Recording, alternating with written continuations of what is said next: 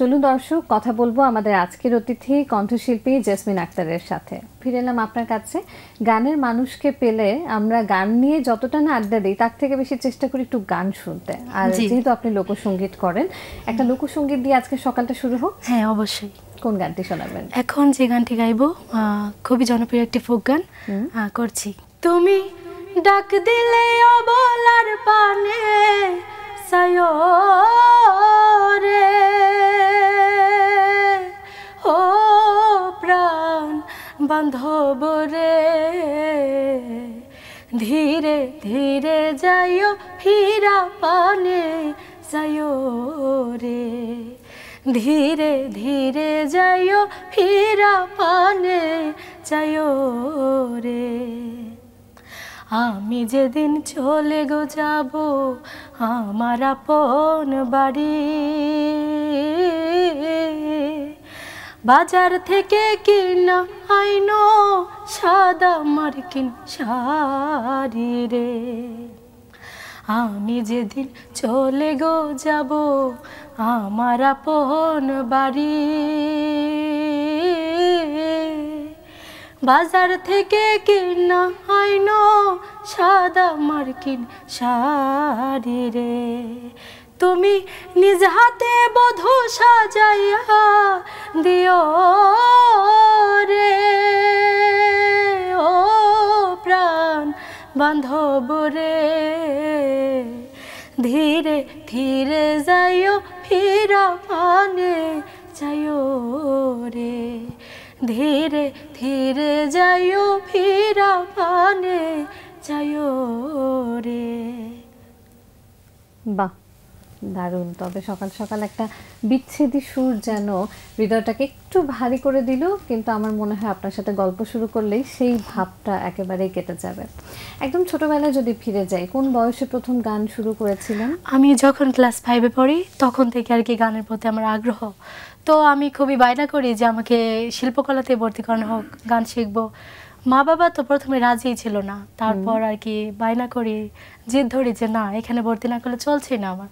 তারপর আর কি এই তো গানে পাতাবাহারে ভর্তি হলাম, তারপর শিল্পকলা, এই তো আস্তে আস্তে গান শেখা। আচ্ছা, তাহলে তো একটু বাড়ি কোথায় সেটাও একটু শুনতে হয়। আমার বাসা হচ্ছে শেরপুর। পাতাবাহারটাও কি একটা সাংস্কৃতিক প্রতিষ্ঠান? শেরপুর পাতাবাহার খেলাঘর আসর। আচ্ছা আচ্ছা।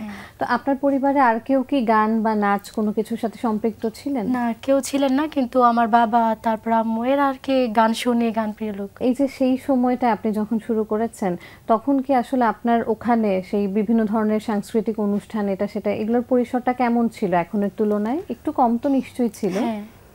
প্রথম প্রথম তো একটু কমই ছিল, কিন্তু এখন প্রচুর পরিমাণে স্টেজ শো করা হয়। আর এই যে আপনি ঢাকায়ও বিভিন্ন আপনি বলছিলেন যে ঢাকায় এসেও গান শেখা হয়েছে, গুরুজন যাদের কাছে আপনার গান করা হয়েছে, একটু তাদের প্রসঙ্গে একটু শুনি।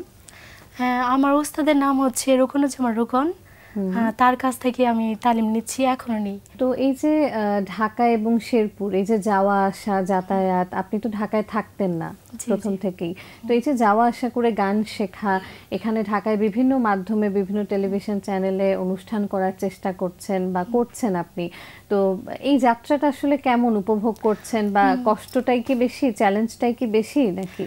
না, আমার কাছে ওরকম কিছু মনে হয় না, কিন্তু যখন প্রোগ্রামেরই পাই, ডাক পাই, তখন আর কি আনন্দের মনে আনন্দ নিয়ে চলে আসি, তখন কষ্টটা আর কষ্ট মনে হয় না।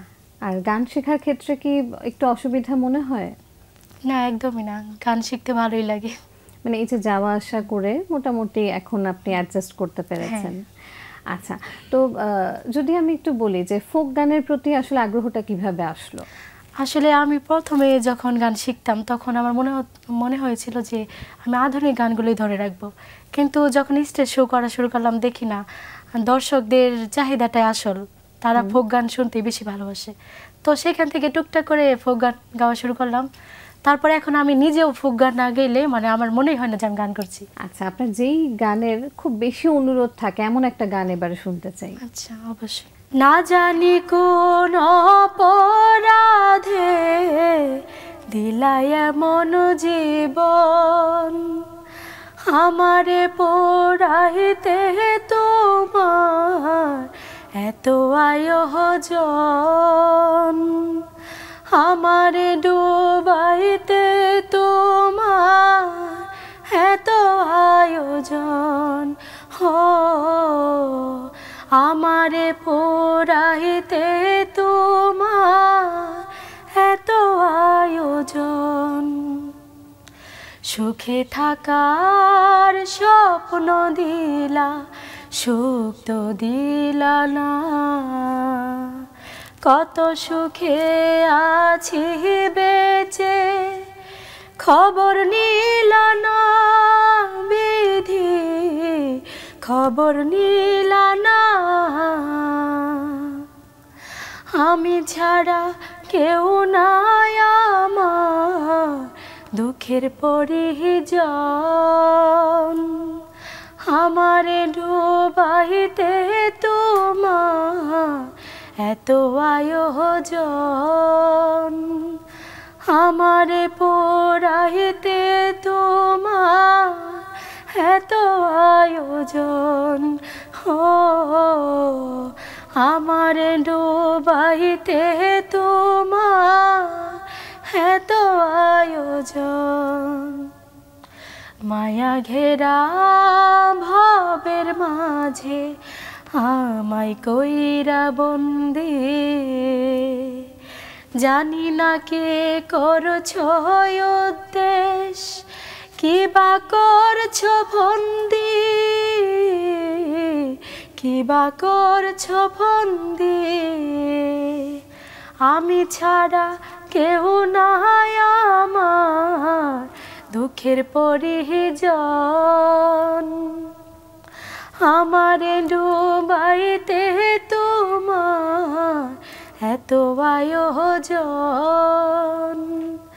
আমারে পোড়াইতে তোমার এত আয়োজন, হো আমারে ডুবাইতে তোমার এত আয়োজন। ভীষণ জনপ্রিয় একটি গান এবং আপনিও বেশ দরদ দিয়েই গাইলেন, অসংখ্য ধন্যবাদ। ধন্যবাদ আপু। এবার একটু জানতে চাই যে যেটা বলছিলাম, লোকসঙ্গীতের প্রতি তো একটা টান আছে, এর পাশাপাশি আর কি ধরনের গান করা হয়? লোকসঙ্গীতের গানও করা হয়, তারপর আধুনিক গান করি, সব ধরনের গান আর কি করার চেষ্টা করি। এবার একটু মৌলিক গানের প্রসঙ্গে আসা যাক। আপনার বেশ কিছু মৌলিক গান ইতিমধ্যে করা হয়েছে, প্রায় 14-15টির মতো। তো এই যে মৌলিক গানগুলো করা হচ্ছে, সেগুলো সম্পর্কে একটু শুনবো। তবে খুব সম্প্রতি যে দেশাত্মবোধক গানের কথা আপনি বলছিলেন, সেটা সম্বন্ধে একটু জানতে চাই। দেশাত্মবোধক গানটি বের হয়েছিল 16ই ডিসেম্বর উপলক্ষে, বিজয় দিবসের উপলক্ষে।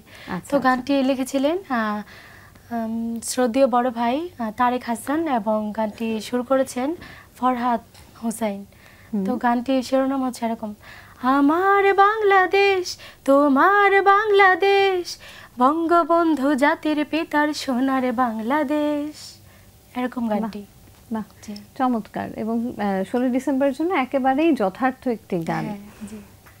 এই যে লোকগান ছাড়া আপনি এই প্রথমই কি একটি আধুনিক গান মৌলিক গান হিসেবে করেছেন? এর আগেও বেশ কয়েকটি আধুনিক গান করা হয়েছে। দেশাত্মবোধক গান কি এটাই প্রথম? হ্যাঁ, এটাই প্রথম। আচ্ছা, দেশাত্মবোধক গান কেন করলেন হঠাৎ, কি মনে করে? আসলে দেশকে যারা ভালোবাসে, আমার মনে হয় তাদের সকলেরই দরকার দেশকে নিয়ে গান গাওয়া। ছোটবেলায় কার কার গান বেশি শোনা হতো? শ্রদ্ধেয় রুনা লায়লা ম্যাম, সাবিনা ইয়াসমিন ম্যাম, তারপর কনক চাপা, এদের গানগুলো আর কি বেশি আমার কাছে ভালো লাগে আর কি। এবার একটু জানতে চাই আপনার মঞ্চের অভিজ্ঞতা যদি বলি। একদিকে তো মিউজিক ভিডিও মানুষ দেখছে, তারা তাদের অনুভূতি আপনাকে জানাচ্ছে, আপনি জানতে পারছেন। আবার একই সাথে মঞ্চে যখন গান করছেন, দর্শকরা সরাসরি রিকোয়েস্ট করছেন আরেকটা গান বা এই ধরনের অনুরোধ থাকে, কোনটাকে আপনি কিভাবে উপভোগ করছেন? হ্যাঁ, দর্শকরা যখন অনুরোধ করে যে আপু এই গানটা গাইতে হবে, তখন খুবই ভালো লাগে। তখন তাদের যে অনুরোধ থাকে ওইভাবে গাওয়ার চেষ্টা করি। আর স্টেজে যখন গান করি, সেটা আসলে আমার ভীষণ ভালো লাগে। সেখানে গান গাইতে আমি খুবই ভালোবাসি আর কি। স্টেজটাই আমার কাছে প্রিয়। আপনার মৌলিক গানগুলোর মধ্যে অধিকাংশই তো একটু লোকসঙ্গীত আঙ্গিকেরই গান। সেখান থেকে একটা গানের দুটো লাইন কি আমরা শুনতে পারি? মৌলিক গানের? হ্যাঁ। জি অবশ্যই। আমি যে গানটা গাইবো শ্রদ্ধেয় হাসান মতিউর রহমান স্যারের লেখা সুরে।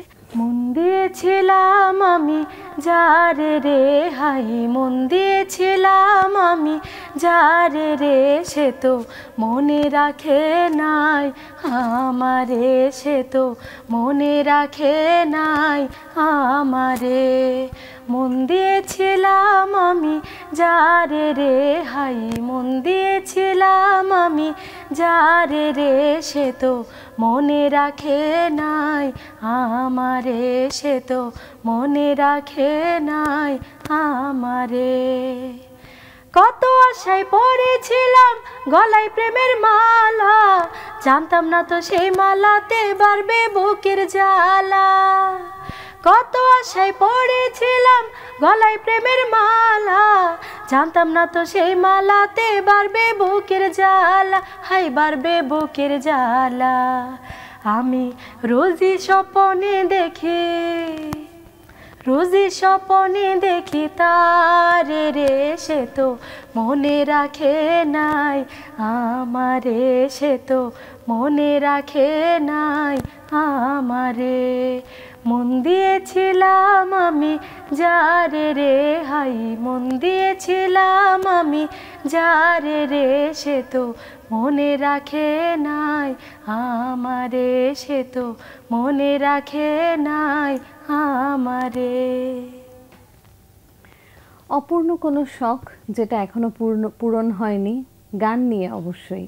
আমি চাই যে আমার মৌলিক গান এমন এমন বেশি মানুষের কাছে ভালো লাগুক, যাতে শিল্পী হিসেবে আমার পরিচিতি আর বাড়ে। তো যেহেতু গান করছি, তার মধ্যে আমার বেশ কয়েকটি মৌলিক গানের অনেক দর্শকদের ভালো লাগে।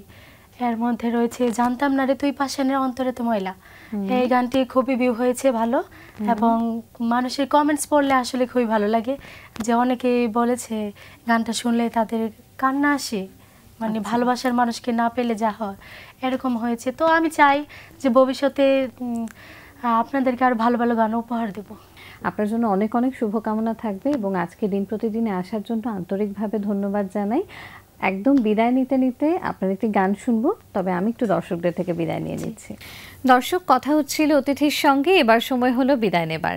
আমাদের অনুষ্ঠান সম্পর্কে আপনার যে কোনো মতামত ও পরামর্শ জানাতে লিখুন এই ঠিকানায়। প্রযোজক দিন প্রতিদিন, Bangla Vision, Noor Tower, 110 Biruttom CR Dutta Road, Dhaka 1205। Phone 96320303 আমাদের ইমেইল অ্যাড্রেস dinprotidin@banglavision.tv।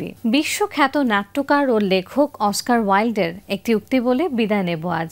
তিনি বলেছেন, জীবনের চরম গোপন কথাটুকু ভাব আবেগের তাড়নায় কখনো প্রকাশ করা উচিত নয়। দর্শক, সবাই ভালো থাকুন, সুন্দর থাকুন। আজ সারাটা দিন সবার জন্য শুভ ও কল্যাণময় হোক। এবারে গান শুনবো। আজকের এই অনুষ্ঠানে আসতে পেরে খুবই আনন্দিত। তো এখানে যারা সকলেই রয়েছে সবাইকে অসংখ্য ধন্যবাদ। সেই সাথে ধন্যবাদ জানাচ্ছি বাংলা ভিশনকে আমাকে এত সুন্দর একটি অনুষ্ঠানে আমন্ত্রণ করার জন্য। তো সবাই আমার জন্য দোয়া করবেন, এটাই চাও। অনেক অনেক শুভকামনা থাকবে।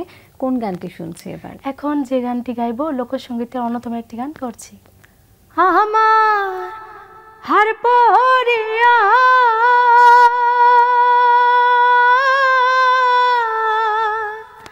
কে ফল হবে যদি প্রাণ বন্ধু নাই ব্রজেতে ও গো ললিতে। আমার গলার হার খুলে নে ও গো ললিতে, আমার গলার হার খুলে নে ও গো ললিতে। গলার হারে কিয়া শোভায় আছে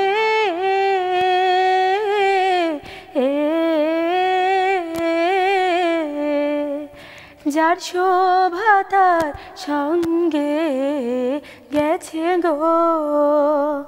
এখন বন্ধুর নামে মালা গেঁথে সখী দে আমার গলেতে ও গো ললিতে প্রাণের বন্ধু যদি আসে দেশে